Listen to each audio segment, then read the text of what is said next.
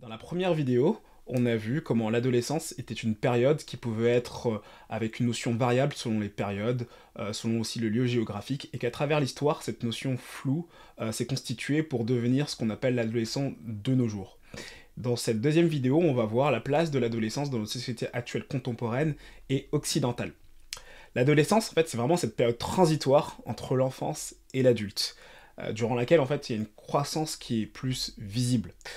Mais cette définition, on l'a vu, peut varier selon les cultures et selon les époques.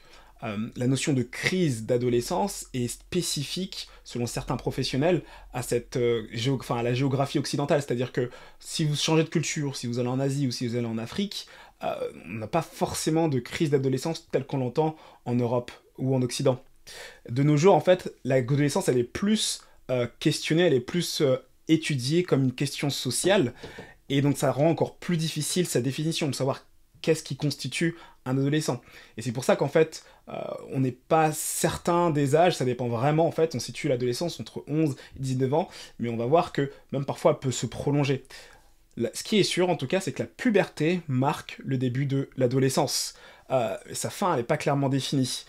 Elle peut être basée sur sur la fin de la croissance osseuse, sur la maturation cérébrale, le fait que le cerveau soit totalement fait, ou la maturation psycho-affective, le fait qu'on soit plutôt stable, notre vie affective. Ça peut être aussi basé sur l'autonomie et l'indépendance financière. Mais on verra là encore que ça dépend encore de plein de facteurs. Les critères, en tout cas de début et de fin de l'adolescence, comme tu peux le voir, ils sont extrêmement variables. Et ils dépendent vraiment en fait des repères sociologiques, l'autonomie financière. Dans certains pays, les jeunes sont amenés à travailler tôt. Je pense notamment à l'Afrique, ce qui est de moins en moins le cas en Europe, où on voit en fait que les études s'allongent et qu'on commence à travailler de plus en plus tard, aux alentours de 25 ans. Donc est-ce que ça voudrait dire du coup que l'adolescence se termine à 25 ans? Je suis pas persuadé, et je pense que vous l'êtes pas non plus. Mais ça pose ce genre de questions. Et dépendent encore aussi de l'entrée dans la vie professionnelle, comme je viens de le dire, ou la vie du couple. De nos jours, en tout cas dans certaines régions en Europe, on se marie vraiment de plus en plus tard. On se marie autour de 30 ans, etc. Est-ce que ça voudrait dire que à partir du moment où on se marie, l'adolescence se termine? Je suis pas sûr que vous serez d'accord avec moi, mais toutes ces notions-là, qui sont totalement variables, montrent que c'est difficile en fait de spécifier une date de fin vis-à-vis de l'adolescence à cause de toutes ces structures dont on hérite à travers les âges. Donc ça conduit en fait bien souvent à un rallongement de l'adolescence. Il y a un professionnel qui a divisé en fait un tableau entre les critères de début et critères de fin selon certaines dimensions de l'adolescence. Et c'est vraiment très intéressant ce que dit cette personne. Donc il définit plusieurs dimensions de l'adolescence. Il parle d'une dimension biologique, une dimension cognitive, une dimension psychique, juridique et sociale. Et pour lui, dans la dimension biologique, l'adolescence commence au début des changements sexuels et physiques, et elle se termine lorsqu'on peut faire un enfant. Au niveau de la dimension cognitive, l'adolescence commence avec l'apparition des premiers raisonnements abstraits, le fait de pouvoir réfléchir à propos de choses abstraites, et ça se termine lorsque l'adolescent peut avoir une maîtrise de la pensée formelle. Donc il peut expliquer de manière claire ce dont il pense, sans forcément que ce soit des choses totalement concrètes, ça peut être de l'abstrait. Dans la dimension psychique, le début de l'adolescence, c'est lorsque l'enfant cherche en fait à affirmer son identité personnelle, donc à se détacher beaucoup plus en fait de ses parents, de son histoire familiale. Il veut faire ses propres choix. Il a des choses secrètes, il a sa propre vie. On commence à s'enfermer dans sa chambre, écrire un journal secret. Il a sa propre histoire, il a ses propres amis. Et pour lui, ça se termine lorsqu'il y a cette capacité à se définir en tant que personne indépendante, d'affirmer son identité, son statut et ses choix personnels. Là encore, on voit en fait que selon ce professionnel, il cadre les choses, mais bien souvent on peut rencontrer des personnes qui, bien après l'adolescence, ont toujours du mal de s'affirmer en tant que personne, d'affirmer leur identité et aussi d'affirmer leur choix. En tout cas, lui il pense de cette manière. Au niveau juridique, il estime que les critères de début en tant qu'adolescent, c'est la période où les parents peuvent laisser le jeune seul à la maison pendant quelques heures, sans qu'il soit considéré comme étant négligent.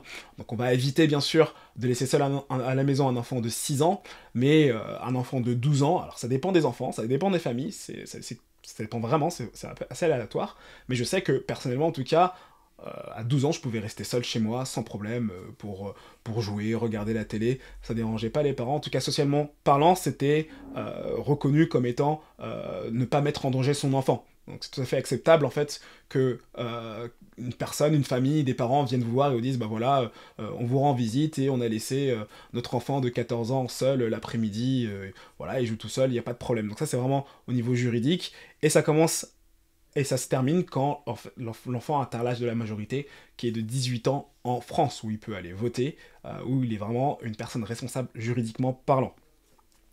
Et enfin, sur le domaine social, euh, le critère de début pour ce professionnel, c'est l'apparition des comportements de participation autonome au rôle collectif, c'est-à-dire qu'il va se donner lui-même par rapport à des rôles collectifs et il va dire voilà, moi je peux faire ça, moi je peux faire ci, et il se construit un propre réseau social, donc il a ses propres amis, il a son propre cercle, par exemple au sport, il va avoir des amis, à l'école, il va avoir des amis dans les activités qu'il fait, il va avoir des amis, donc ça c'est vraiment le début où il identifie certaines personnes, des amis, là il dit voilà, au niveau de la dimension de l'adolescence, au niveau social, c'est là où ça débute, et ça se termine lorsqu'il a une maîtrise de soi, où il exerce en fait ses pouvoirs, dire ben voilà, telle personne c'est mon ami, telle personne c'est plus mon ami, où il est responsable de son comportement envers les autres.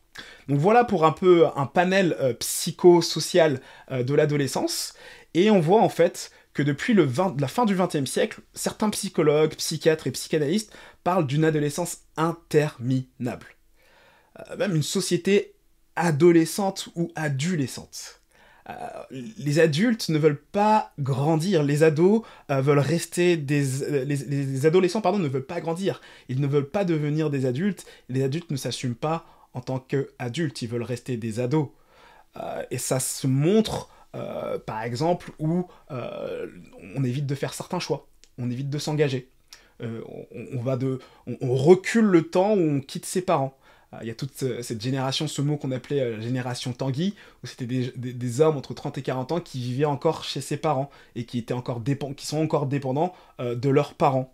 Donc ces adolescents ne veulent pas grandir, ils veulent pas finir cette période transitoire de passage à l'enfance vers l'âge adulte. Et la culture contemporaine valorise en fait cet état d'esprit. Elle valorise cette manière de se comporter parce qu'elle valorise le jeunisme.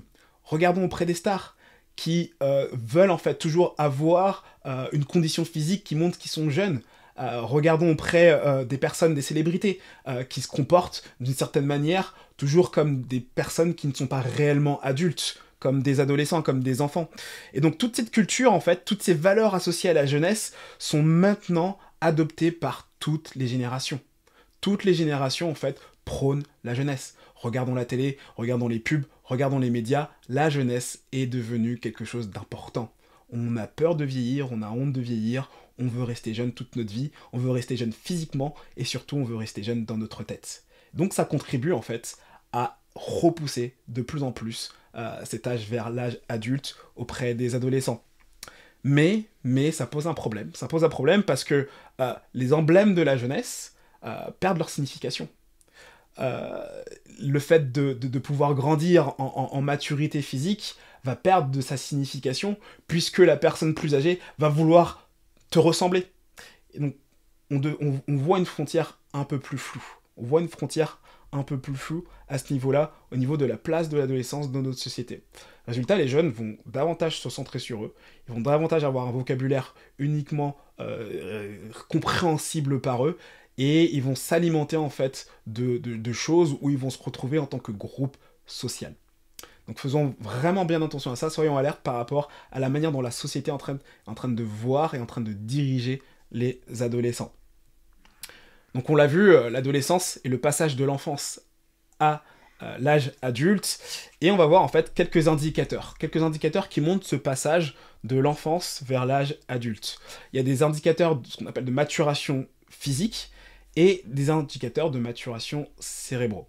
Par rapport aux indicateurs de maturation physique, il y a des transformations qui se passent au niveau du corps, au niveau biologique, au niveau anatomique, et ces changements en fait posent des problèmes à l'image de soi et à l'image sociale de soi chez les jeunes. on voit en fait pousser sa barbe, lorsque les boutons apparaissent, lorsque la voix est en train de muer, lorsque les règles sont en train d'apparaître, lorsque la pilosité est en train de grandir, ça peut poser des problèmes d'image vis-à-vis des adolescents. Et le corps, en fait, il est plus perçu de manière individuelle, il est perçu en relation avec ce qu'on appelle les pairs, c'est le terme technique sociologique, psychologique, c'est-à-dire les autres, qui peuvent regarder et poser un jugement de critique, un jugement en fait par rapport à ce qu'on est en train de vivre. De manière très, très claire en fait, une femme peut avoir tendance, une jeune fille peut avoir tendance à être honteuse parce qu'elle a une poussée de sa poitrine et les garçons vont avoir à lui faire remarquer ça. Un homme peut être tout à fait dévalorisé parce qu'il a une poussée en fait au niveau de sa pilosité, ça ressemble pas à grand chose, il a une poussée au niveau des boutons et donc il va être critiqué en fonction de ses pairs et ça contribue malheureusement à une insatisfaction corporelle. Donc l'apparence physique devient extrêmement importante parce qu'elle est importante pour la popularité et pour la condition sociale dans les relations interpersonnelles qu'ils peuvent avoir les uns envers les autres. Donc les jeunes vont avoir plus tendance à se mettre avec ceux qu'ils apprécient, qu'ils trouvent beaux et tout, etc. Et mettre de côté ceux qu'ils trouvent moins beaux, etc. Donc c'est quelque chose qu'on voit peut-être davantage chez les filles, mais les garçons aussi peuvent être insatisfaits de leur corps. Et cette apparence physique, elle est aussi véhiculée, comme j'ai déjà dit, par les médias, qui montrent en fait un certain type de personnes qui sont beaux, belles, et les jeunes sont alimentés par ça, par les réseaux sociaux, par Instagram, par TikTok. Ils ont facilement accès en fait à ce genre d'images, et voilà ce qui est pour eux la définition en fait d'un adulte. Voilà ce que devrait être un adulte. Et parce qu'ils sont alimentés par ça, ils pensent qu'ils devraient accéder en fait à cette image-là. Et ça va amener à des dangers. On va revenir juste après, les dangers auxquels les jeunes peuvent être exposés. Donc l'image sociale est dépendante des conditions esthétiques. Et on fait en sorte qu'on rentre dans ces critères esthétiques. Donc il y a aussi une poussée au niveau sexuel, avec ce qu'on appelle un travail au niveau des hormones. On va y revenir avec cette notion, parce que souvent, en tant que chrétien, on peut excuser le comportement de certains jeunes vis-à-vis de cette poussée hormonale.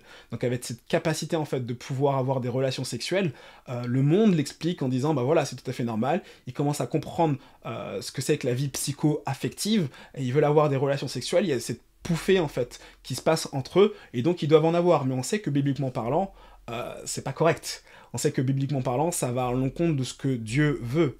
Est-ce qu'on peut excuser cette période, cette poussée hormonale, en disant, bah voilà, ils passent par ces temps-là, donc on va comprendre en fait que ces personnes doivent avoir en fait des relations sexuelles, et on va les excuser? Je ne crois pas. Le monde l'explique de cette manière, et on va voir que bibliquement parlant, Dieu incite l'homme et la femme, les jeunes, les adolescents, à aller dans une autre direction. Et rien n'excuse de pécher, tout simplement. Rien n'excuse de pécher.